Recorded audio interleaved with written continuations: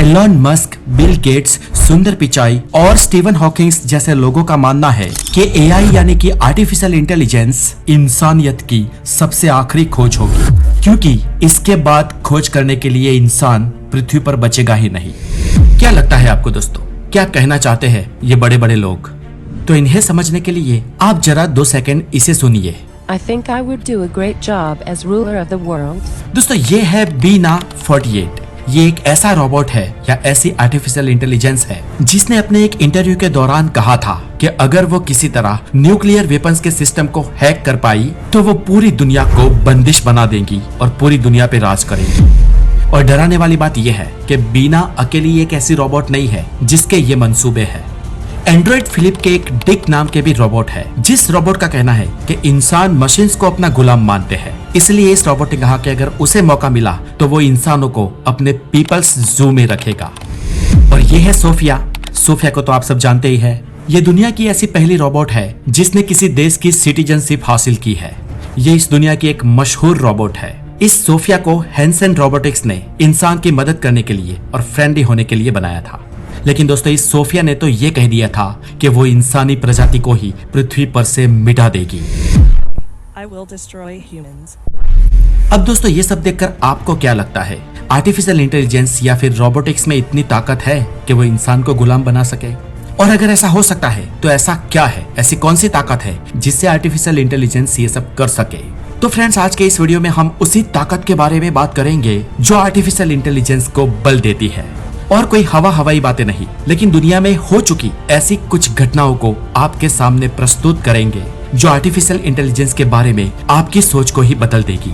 तो मैं हूँ हितेश गिरी गोसाई, आप है एक हेल्दी और ज्ञान से भरे चैनल द नॉलेज पे। और अगर आप इस चैनल पर नए हो तो इसे सब्सक्राइब करें, बेल आइकन बजाएं, क्योंकि द नॉलेज इज एवरीथिंग। और चलिए हम इस वीडियो की शुरुआत करते हैं फेसबुक के ही एक प्रोजेक्ट से, जिससे फेसबुक बन गया मेटा। और डर है कि ये मेटा सबको मिटा ना दे। अब दोस्तों फेसबुक की बात करें तो वो मेटा लाने के बाद हर चीज में उंगली कर रहा है और अव्वल लेवल के रिसर्च कर रहा है, और इसीलिए मेटा का सर्जन फेसबुक ने किया है। और ऐसा ही एक रिसर्च फेसबुक ने एआई पे किया था। दरअसल फेसबुक अपनी एक और नई प्रोडक्ट लॉन्च करना चाहता था जिसका नाम फेसबुक ने चैटबॉट दिया था। और कुछ साल पहले फेसबुक ने इस चैटबॉट को डेवलप कर भी लिया था जो पूर्ण रूप से एआई द्वारा ऑपरेटेड था।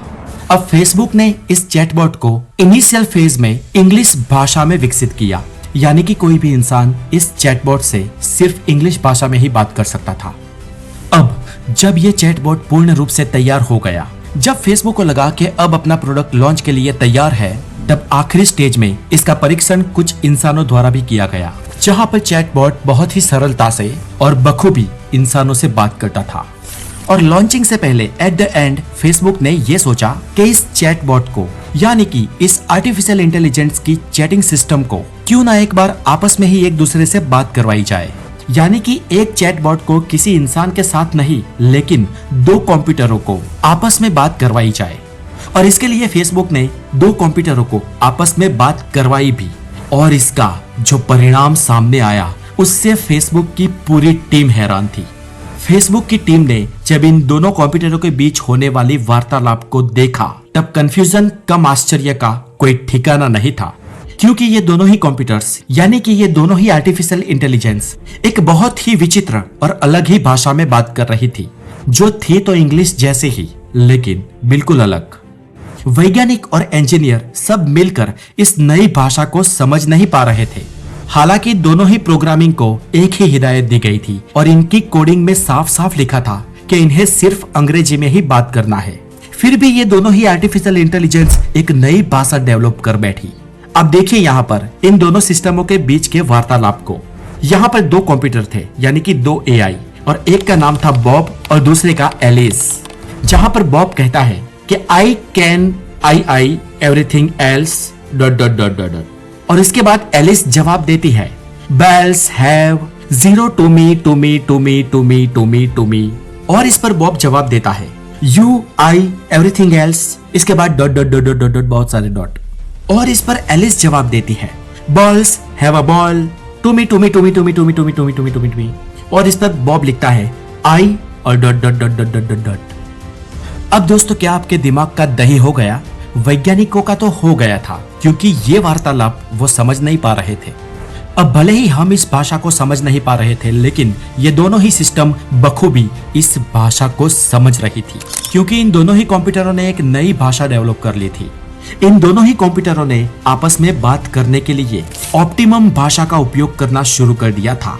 और ये भाषा क्योंकि वैज्ञानिकों को समझ नहीं आ रही थी, इसलिए इंजीनियरों ने और वैज्ञानिकों ने तुरंत एक डिसीजन लिया और तुरंत इस फेसबुक के प्रोग्रामिंग को, इस सिस्टम को तत्कालीन रूप से बंद कर दिया, क्योंकि ये भाषा हमें नहीं समझ में आ रही थी। ये हमारे लिए खतरनाक भी साबित हो सकती थी।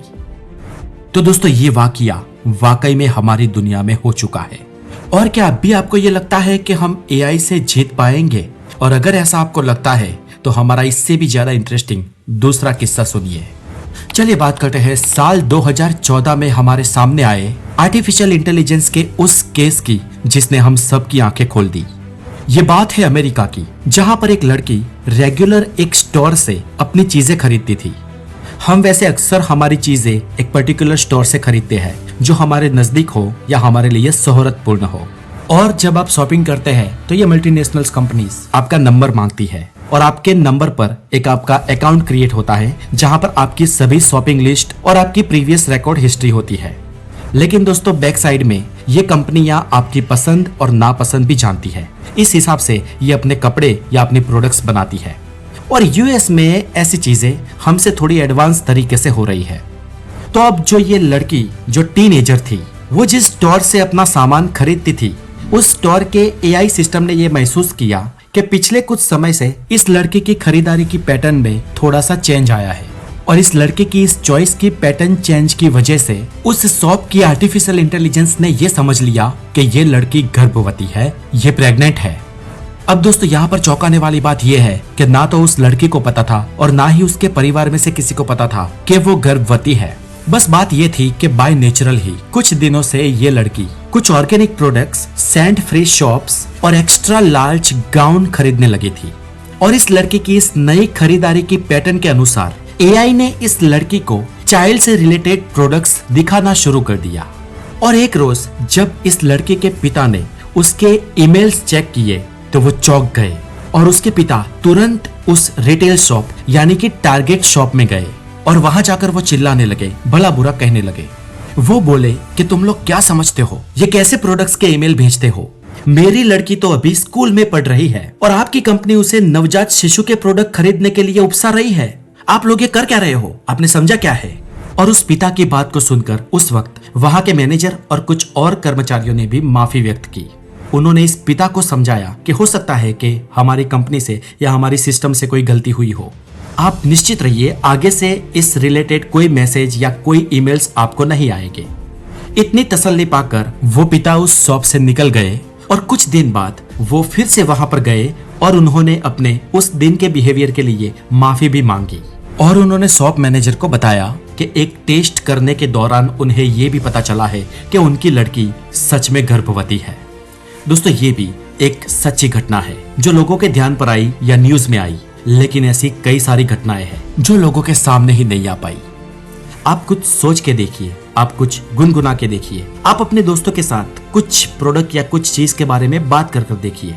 कुछ ही घंटों बाद आपका मोबाइल आपको उससे रिलेटेड प्रोडक्ट्स दिखाना शुरू कर देगा। हर तरफ से, फेसबुक से, गूगल से, ट्विटर से, इंस्टाग्राम से, ईमेल में या मैसेज करके हर जगह से आपको उसी वस्तु के बारे में इंफॉर्मेशन मिलती रहेगी। और फर्ज कीजिए कि कुछ दिनों में आप वो पर्टिकुलर प्रोडक्ट खरीद लेते हो तो आपकी खरीदारी के तुरंत बाद ही वो सभी मैसेज आना बंद हो जाएंगे। तो दोस्तों, ये होती है और इस हद तक होती है आर्टिफिशियल इंटेलिजेंस की ताकत। दोस्तों, इतने किस्से सुनने के बाद आर्टिफिशियल इंटेलिजेंस किस हद तक सोच सकती है, उसका एक और किस्सा आपको सुनाता हूँ। एक गेम आती है गो करके, GO गो, जो सिमिलरली चेस टाइप की आपको दिखेगी, लेकिन ये चेस से बहुत ज्यादा एडवांस है।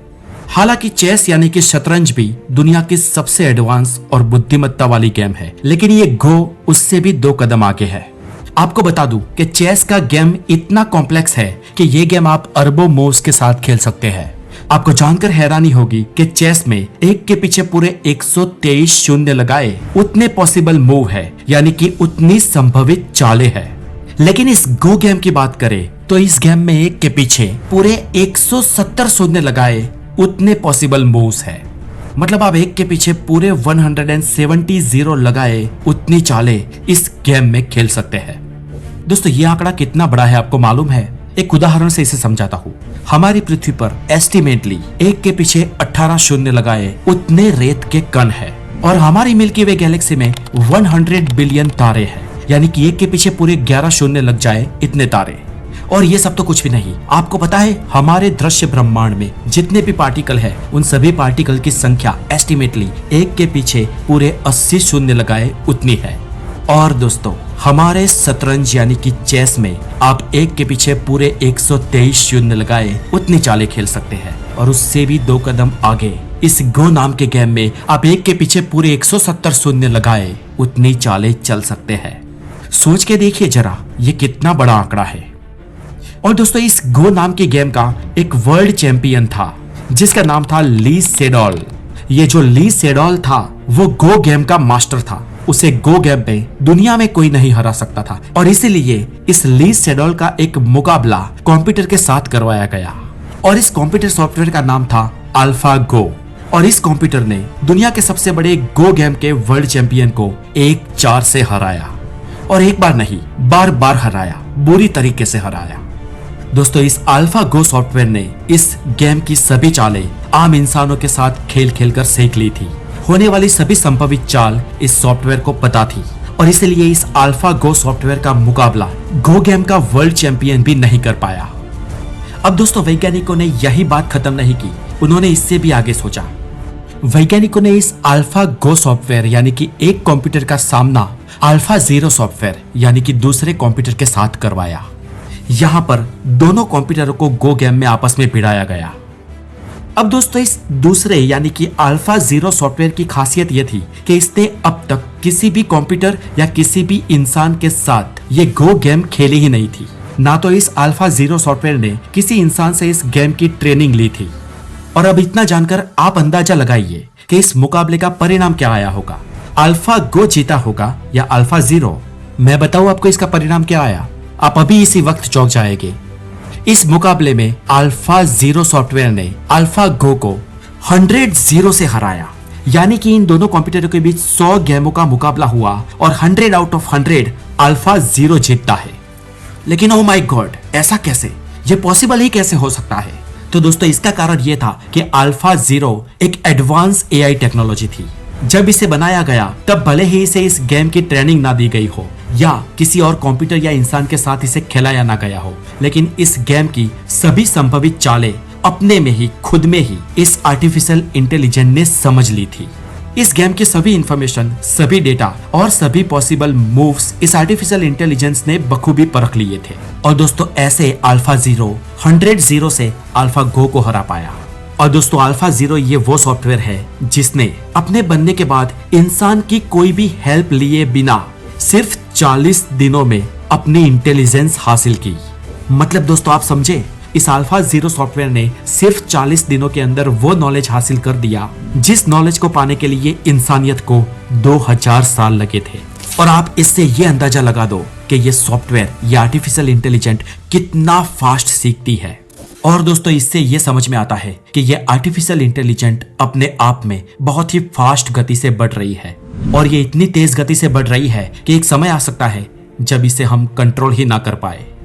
दोस्तों अब तक हमने इस वीडियो में एआई कितनी उन्नत और कितनी खतरनाक है ये जाना। हमने अब तक एआई के नेगेटिव पहलू को जाने। हालांकि ये सब इसी दुनिया में घटित हो चुका है, ये बनी बनाई बातें नहीं लेकिन हकीकत है, सच्चाई है। लेकिन दोस्तों इस एआई के बहुत सारे फायदे भी है। इसी एआई ने इतनी ही बुद्धिमत्ता से इंसानियत के कई सारे फील्ड में मदद भी की है, इनफैक्ट मदद ज्यादा की है। तो दोस्तों आर्टिफिशियल इंटेलिजेंस की मदद के ऊपर यानी कि उसके पॉजिटिव पहलू के ऊपर हम आने वाले वीडियो में चर्चा करेंगे। तो आज के इस वीडियो में इतना ही। बने रहे द नॉलेज के साथ। और अभी तक आपने इस चैनल को सब्सक्राइब नहीं किया है तो इसे सब्सक्राइब कर दे, बेल आइकन बजा दे, बिकॉज नॉलेज इज एवरीथिंग। और दोस्तों आप हमारे आर्टिकल्स पढ़ने के लिए द नॉलेज के ऐप को जरूर इंस्टॉल करें अपने मोबाइल में, जिसका लिंक नीचे डिस्क्रिप्शन में दिया गया है। अपना बहुत सारा ध्यान रखें। Have a wonderful day, take care.